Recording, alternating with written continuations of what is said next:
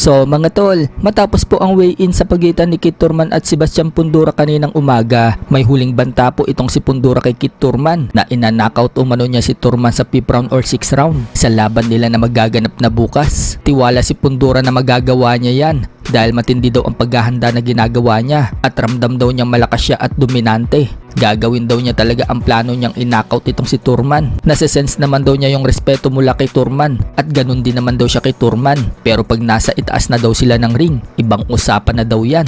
Kung maging box naman daw ang estilo ni Thurman sa itaas ng ring, sa tingin niya, may laban din daw siya dahil mahaba daw siya at matangkad. I think it's gonna be 5th or 6th round knockout. I think so. I really think so.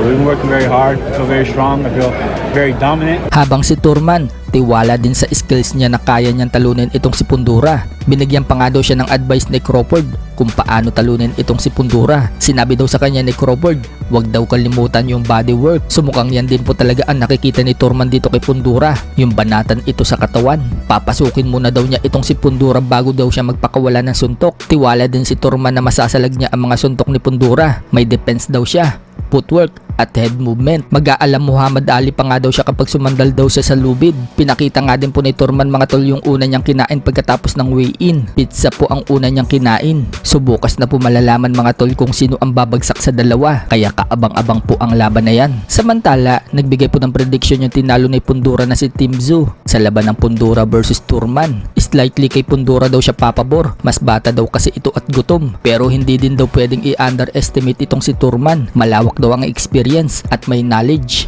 at parehas malakas daw ang kaliwat kanan na itong suntok. Sa kabilang banda naman mga tol, pinangalanan na po ang makakalaban ni Jimwell Pacquiao sa April 3 sa California, USA.